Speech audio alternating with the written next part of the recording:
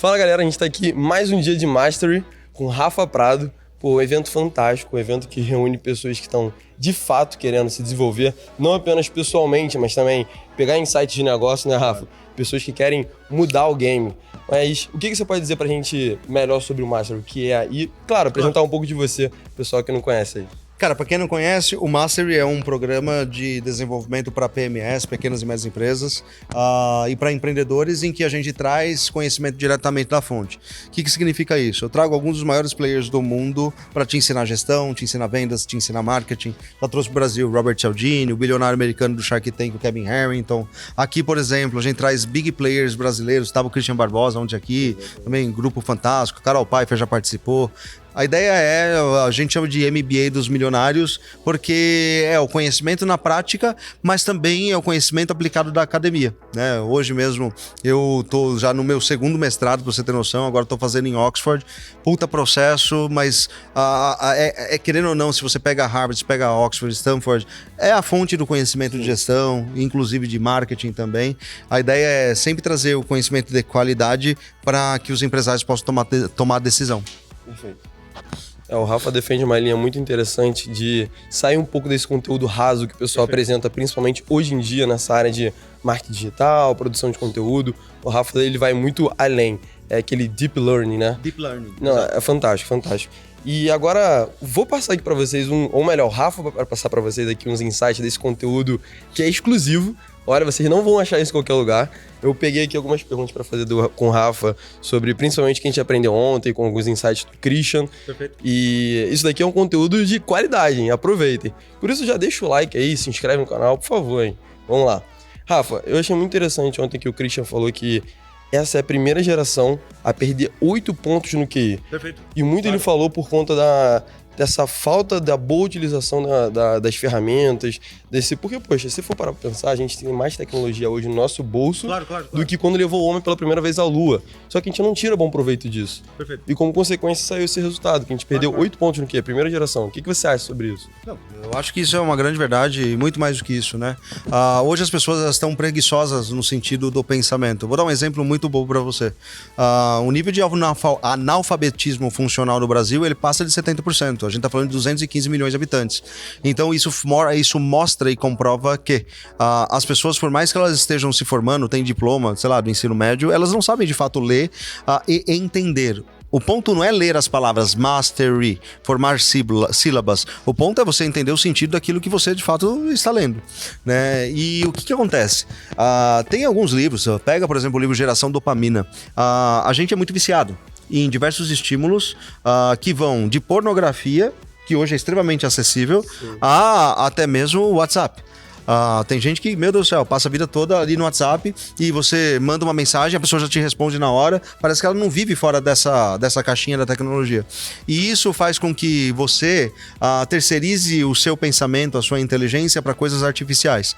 Quando a gente volta, por exemplo, desde a Grécia Antiga, se você vai, por exemplo, pega, sei lá, Sócrates, Platão, que eram os filósofos da época, eles ensinavam e eles estimulavam as pessoas a pensar. Quando você vai um pouquinho mais para frente, vamos para a Renascença, você pega, por exemplo, um Da Vinci, um Michelangelo, eles eram uma palavrinha que a gente chama de polímata. O cara, ele era arquiteto, ele era matemático, ele era físico. E hoje estudos neurocientíficos mostram que conforme você aprende coisas novas, e aí tem um outro conceito que é o conceito de smart skills, conforme você aprende coisas novas e muitas vezes diferentes, de diferentes áreas de conhecimento, isso faz formação de novas sinapses e ativação de áreas do seu cérebro que não estão ativas. E por conta disso, você tem, sobretudo, incremento na sua base de raciocínio para a tomada de decisão.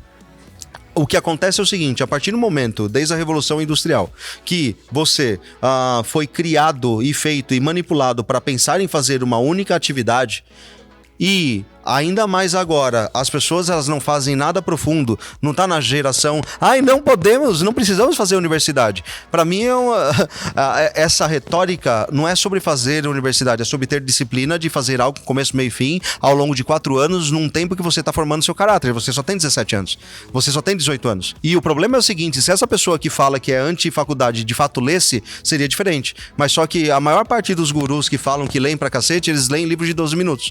Eles leem o resumo do livro, livro para falar frases lacrativas do tipo, eu já li 500 livros. Mentira. Eu quero que alguém aí me fale que de fato leu.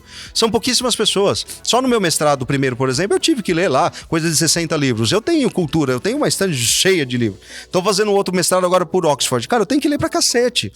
E não é só ler livros, cara, é artigo científico, é conhecimento profundo para que você faça cruzamento de dados. As pessoas, elas estão preguiçosas, e elas estão preguiçosas no aprendizado, e elas estão com um direito que foi dado a elas, que é o quê? Você não precisa de universidade, porque isso faz parte de uma agenda chamada emburrecimento populacional. Então, essa agenda ela é muito popular, as pessoas não querem que outras pessoas pensem, porque se as pessoas de fato pensarem, elas não vão ficar comprando o produtinho de um bando de gente que fez curso de final de semana. Fantástico, fantástico. Aí vocês já percebem porque o Rafa é essa pessoa com uma personalidade forte, né? O quanto que ele já trouxe aqui de conhecimento e o posicionamento dele. Uma coisa muito interessante que você falou, que antigamente as pessoas de fato paravam e pensavam, poxa, eu tava conversando há pouco tempo com meu amigo, que foram encontrados relatos no caderno de Leonardo da Vinci, projetos de helicópteros que implementaram hoje em dia. Perfeito. Então, naquela época, já tinha projetos de helicóptero no caderno de Da Vinci que ele nem imaginava, não tinha o menor acesso à tecnologia, nada disso. E acredito que muito disso proveniente do tempo que ele parou, se dispôs a pensar. Exato. O que as pessoas não fazem hoje. Agora, entrando um pouco mais nesse assunto de inteligência artificial, imagina, de inteligência artificial que você falou, qual que você acha que é a melhor forma da gente lidar com essa nova revolução? Porque acredito que isso seja algo que chegou para ficar. Claro, não vai ser algo chegou, vai sair. Como que a gente pode encarar isso tanto da forma de aprendizado, no trabalho, na área profissional? Como que a gente pode encarar isso da melhor forma no seu ponto de vista? Cara, o primeiro mestrado que eu fiz na Federal da ABC, eu me formei na USP na época, e aí fiz um mestrado, ele foi em Engenharia da Informação. E a Engenharia da Informação, coisa de 12 anos atrás, a gente falava muito da sociedade do conhecimento, da revolução das informações, e que chegaria um tempo que a quantidade de informações ela seria tão grande que as pessoas não conseguiriam nem consumir essa informação. Quando esse tempo chegasse, o que ia de fato valer a pena era a qualidade das informações. Aonde que eu quero chegar aqui? O grande ponto, cara, que a gente tá vivendo, né? Seja de inteligência artificial, seja, por exemplo, das novas economias paralelas, por exemplo, blockchain, essas coisas que estão surgindo, é muito importante, cara, né, falando de inteligência artificial, em meados da década de 90, 1994, né, aquele cara chamado Tim Berners-Lee, ele conseguiu fazer aquele projeto chamado Internet acontecer. Aconteceu em 94, em meados dos anos 2000, esse negócio ele começou a ganhar proporção. E ali em meados de 2010, a gente teve a revolução das redes sociais, em que esse contexto da conectividade ele ficou ainda mais forte. Hoje eu tenho pessoas que são nativos digitais, gerações que já nasceram com a tecnologia disponível e com as redes sociais disponíveis, e com esse boom da informação disponível.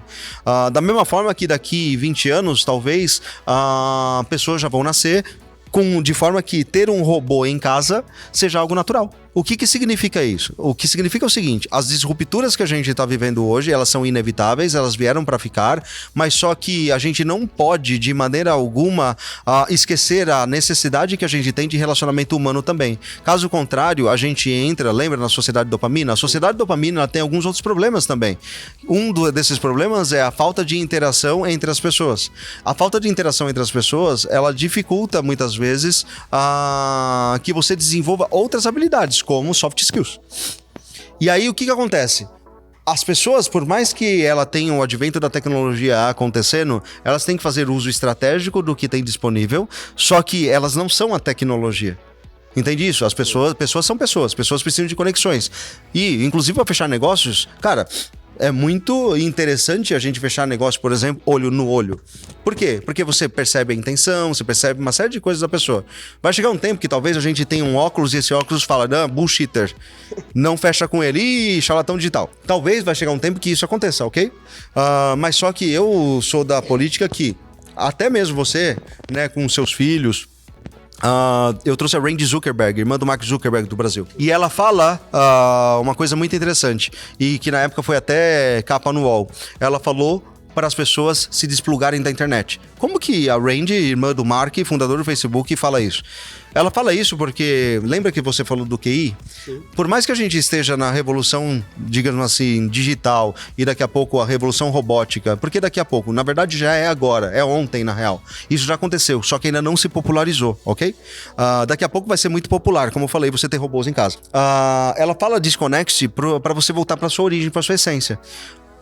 Você tem estudos que mostram que uma criança, quando logo cedo, ali, na primeira infância, ela começa a interagir com tablet, com computador, ela não desenvolve áreas do cérebro importantes para receptividade de informação. Vou deixar isso mais claro. Imagina um cachorrinho, por exemplo. Esse cachorrinho com 1, 2, 3 meses até os 6 meses. O que ele faz? Ele morde e cheira tudo.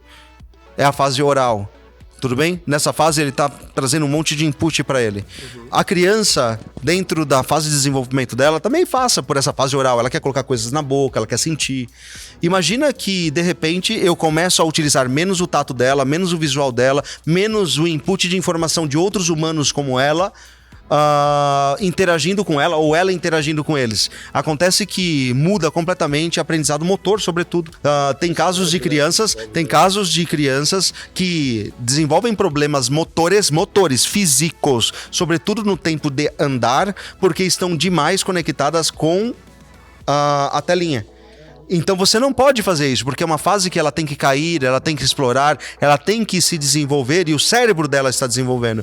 Quando você coloca um input visual tão rico em informação, tão rico em luz, não natural, você, infelizmente, está alterando o processo de desenvolvimento neurológico dela. E eu não estou falando isso porque eu acho isso, é só você pesquisar, tem N estudos que falam sobre isso, que alteram basicamente o desenvolvimento neurológico, a tecnologia versus... Coloca uma hora na internet, tecnologia versus desenvolvimento neurológico em crianças. Você vai ver o quanto que isso afeta. Então, qual que é o ponto? As revoluções, elas vieram para ficar, sim. Só que a gente aí, até numa questão individual, tem que aprender a tomar decisão e usar ou saber quando não usar, para que a gente não se torne, né, escravo da tecnologia. Perfeito, muito interessante. Isso me traz muito um insight que a gente não tem que usar a rede social como a inteligência artificial como algo que a gente fique dependente, mas sim algo complementar ao nosso dia a dia. Ferramenta. Perfeito? Então, ótimo, entendi. Agora uma mensagem final para finalizar, que o Rafa aqui, poxa, fantástico conhecimento, e ele doa isso, ele é ingênuo, ele troca mesmo. Isso é muito bacana, Rafa, porque é muito difícil a gente ver uma pessoa hoje em dia parar para trocar uma ideia, conversar, ainda mais num mundo dinâmico como a gente está vivendo hoje. Claro. Agora, imagina ali que do outro lado tem uma pessoa que quer aprender a investir, tá investindo já, ou tem uma vontade de montar um negócio, tá montando já um negócio. Qual é o insight que você pode passar para essa pessoa baseado em toda a sua experiência?